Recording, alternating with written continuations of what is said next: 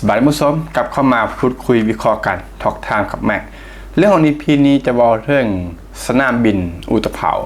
แม็กนั้นได้ไปเห็นข้อมูลเกี่ยวกับการสร้างเนาะขยายรันเวย์เป็น2รันเวย์แม็กจึงเกิดความน่าสนใจในไปค้น5รีเสิร์ช5ข้อมูลนำมาวิเคราะห์พูดคุยกับทางผู้ชมเพิ่มเติมตามสไตล์ของซองเฮาเนาะเพราะเราคิดเบิ่งว่ารันเวย์อุทิศ2ของอุตภาวเมื่อสร้างสำเร็จจะเป็นการเปลี่ยนแปลง EEC ถึงขนาดใดแล้วก็จะนำบินภูมิภาคสู่ประตูการบินแห่งใหม่ของภาคตะวันออกหรือบ่เนาะกับเรื่องที่เราจะไปพูดคุยแล้วก็วิเคราะห์กันก็อื่นหมดไปเบิ่งภาพล่าสุดเนาะเกี่ยวกับการสร้างรันเวย์ที่2ของอุตภาวก็เป็นที่ดินขนาดใหญ่ที่ได้มีการปรับหน้าดินแบบที่ว่าเรียบร้อยเนาะเตรียมจะสร้างรันเวย์ขึ้นมาท่านผู้ชมก็ได้ว่ามีความคืบหน้าประมาณ 23% ของการก่อสร้างรันเวย์ที่2ของอุตภาวก็มีบรรดานักวิศวกรต่างๆเนาะเข้าไปลงพื้นที่แล้วก็สำรวจแผนต่างๆในการก่อสร้างรันเวย์ท่านผู้ชมถ้าจะไปพูดคุยกันเราต้องไปว่าถึงสรุปตัวเลขที่สำคัญกันก่อนโครงการก็คือแน่นอนเนาะโครงการรันเวย์ที่2ของอุตภาวความยาวประมาณ 3.5 กิโลเมตรหรือประมาณ3,500 เมตรความกว้างก็60 เมตรท่านผู้ชม60 เมตรนี่ก็ถือว่าค่อนข้างจะกว้างกว่าครึ่งหนึ่งของสนามฟุตบอลมาตรฐานเนาะก็คือสนามฟุตบอลมาตรฐานก็ประมาณ100 เมตรเป็นบ่อันนี้ก็คือ60 เมตรก็คือเกินครึ่ง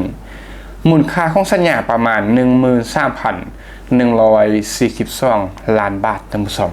ก็เป็นโครงการ10,000 กว่าล้านบาทระยะเวลาในการก่อสร้างอยู่ที่ประมาณ 1,095 วันเนาะกำหนดแล้วเสร็จอยู่ที่29 ตุลาของปี 2571ท่านผู้ชมโครงการนั้นเริ่มก่อสร้างอย่างเป็นทางการเมื่อวันที่28 พฤศจิกายนของปี 2568 ที่ผ่านมาซึ่งก็ไปด้วยการสร้างรันเวย์ที่2ทางขับเชื่อมต่อทางออกฉุกเฉินระบบไฟฟ้าของสนามบินระบบควบคุมระบบระบายน้ำรวมถึงโครงสร้างประกอบอื่นๆที่มีส่วนสำคัญของโครงการผู้ชมต่อมาก็คือบอกถึงจุดที่สำคัญเนาะของโครงการดังกล่าวการสร้างรันเวย์ที่2นี้ไม่ได้เป็นเพียงแต่การเพิ่มเพียงแต่1รันเวย์เนาะแต่เป็นการเปลี่ยนศักยภาพของสนามบินเลยก็ว่าได้ทั้งหมดส่วนจากเดิมที่ว่ามี1รันเวย์บอกขยายเป็น2รันเวย์ซึ่งหมายถึงสนามบินมีความยืดหยุ่นในการบริการเที่ยวบินไล่ขึ้นทางการขึ้นและก็ลงจอดของเครื่องบินรวมถึงการรองรับเที่ยวบินในเวลาที่มีความต้องการสูงเนาะเพราะว่าไทยนี่ก็คือเป็นประเทศแห่งการท่องเที่ยวอยู่แล้วซึ่งสวนภูมินี้ก็แทบจะล้นทั้งหมดส่วนมีเครื่องบินเทคออฟแล้วก็แลนดิ้งอยู่แทบจะทุกๆนาทีเป็นบ่แล้วก็ในอาคารผู้โดยสารนี่ก็เดินกันวุ่นทั้งหมดส่วนก็คือเบียดเสียดสีกันเนาะจนได้ขยายอาคารรองรับผู้โดยสารต่อเนื่องนั่นแหละก็การสนามบินการขยายสนามบินในไทยถือเป็นเรื่องที่ปกติเนาะเพื่อรองรับการเติบโตของการท่องเที่ยวเป็นส่วนหนึ่งทั้งหมดส่วนต่อมาก็คือเป็นแย่งเนาะการที่มี2รันเวย์จึงสำคัญหลาย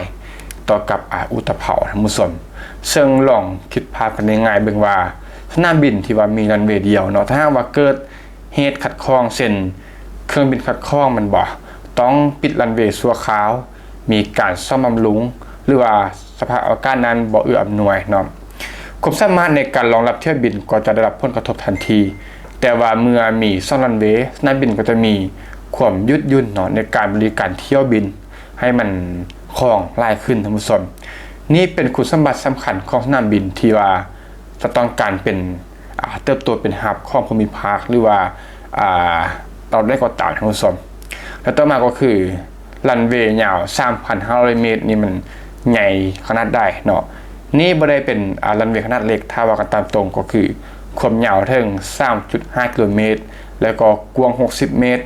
เหมาะกับการรองรับเครื่องบินพาณิชย์ขนาดใหญ่ทั้งหมดส่วนแล้วก็รวมถึงเที่ยวบินระยะไกลดังนั้นในอนาคตอุตภาวก็จะมีศักยภาพเนาะในการรองรับเที่ยวบินระหว่างประเทศได้หลายขึ้นแทนการรองรับเที่ยวบินในประเทศตนเองทั้งหมดส่วนต่อมาก็คือ สิ่งที่จะเปลี่ยนเกี่ยวกับการเดินทางเนาะซึ่ง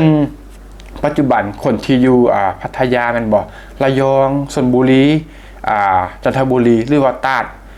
มีทางเลือกหลักในการเดินทางอากาศที่จำกัดกว่าคนในกรุงเทพเนาะแต่เมื่ออุตภาวนี้ขยายตัวสมสมผู้โดยสารในภาคตะวันออกก็จะมีสนามบินนานาชาติขนาดใหญ่เป็นของตัวเองมันบ่ซึ่งบ่จำเป็นต้องเดินทางย้อนกลับเข้าไป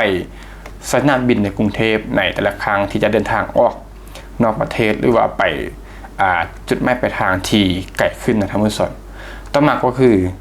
สำคัญกว่านั้นอุตภาวจะเสื่อมเมืองเศรษฐกิจเข้ากับโลกท่านผู้ชม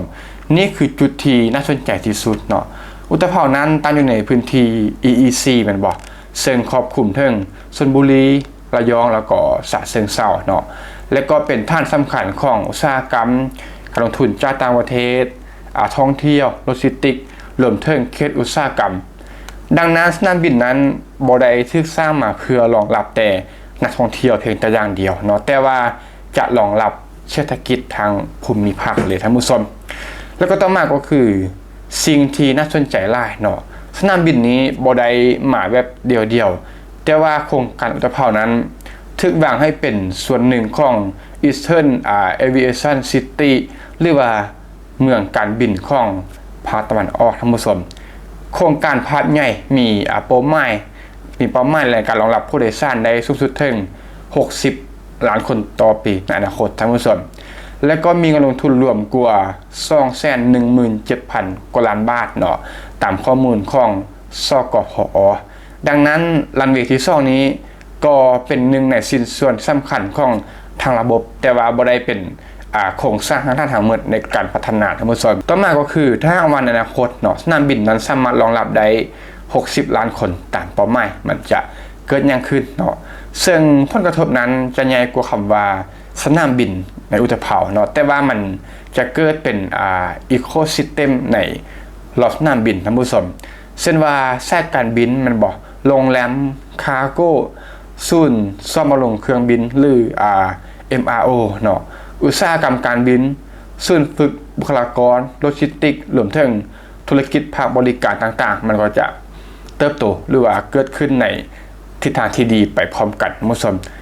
นี่คือเหตุผลที่การลงทุนในสนามบินนั้นสามารถสร้างผลกระทบทางเศรษฐกิจได้หลายกว่ามูลค่าการก่อสร้างของสนามบินเองเนาะมันบ่ได้เป็นผลดีต่ออุตภาวเพียงแต่อย่างเดียวแต่มันจะเกิดเป็นอีโคซิสเต็มแบบ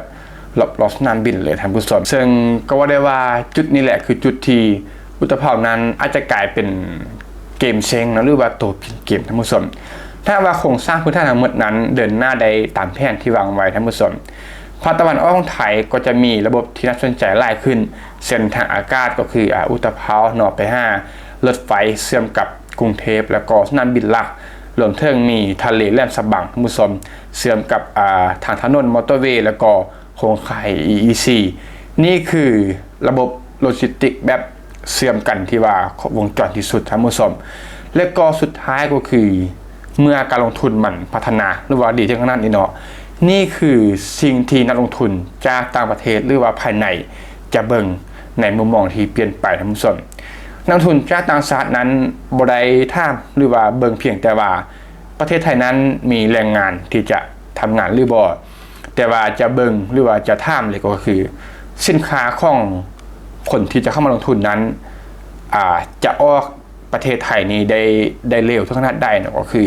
ลงทุนเข้ามาสร้างทางการผลิตแล้วก็จะส่งต่อหรือว่าจะส่งออกไปขายนะได้รวดเร็วหรือว่าง่ายได้สะดวกแบบใดนะผู้ชมผู้บริหารและก็วิศวกรของบริษัทของเขาเจ้านั้นจะเดินทางเข้ามาง่ายหรือบ่เนาะสนามบินที่อยู่ไกลกับโรงงานนั้นไกลถึงขนาดใดนะผู้ชมมีท่าเรือและก็ระบบรถไฟรองรับหรือบ่หากว่าอุตภาวเนาะบวกกับแหลมฉบังบวกกับรถไฟบวกมอเตอร์เวย์ทำงานร่วมกันได้ดีแล้วก็เชื่อมกันได้เป็นระบบเนาะนี่แหละคือคำตอบที่น่าสนใจให้ต่างชาตินั้นจะเข้ามาลงทุนในไทยเพิ่มขึ้นไปอีกท่านผู้ชมจากที่ปัจจุบันนี้มันก็หลายมหาศาลอยู่แล้วเนาะแล้วก็นี่ก็คือเรื่องราวของการที่รันเวย์ที่2ของอุตภาวเกิดขึ้นมันจะเปลี่ยนโซมของเศรษฐกิจ โดยรวมในภูมิภาคไปแบบใดเนาะก็ประมาณนี้สำหรับภาพใหญ่โดยรวมทั้งหมดส่วนสำหรับการวิเคราะห์แล้วก็พูดคุยกัน EP นี้ท่านผู้ชมที่ฟังมาจุดนี้มีตัวได้น่าจะมาแลกเปลี่ยนพูดคุยกันเสริมข้อมูลหรือว่าให้มุมมองเราได้เกี่ยวกับเรื่องนี้ก็เต็มที่กล่องคอมเมนต์สำหรับ EP นี้ก็ต้องขอขอบใจทุกท่านที่เข้ามารับชมรับฟังพบกันใหม่ใน EP ต่อไปขอขอบใจ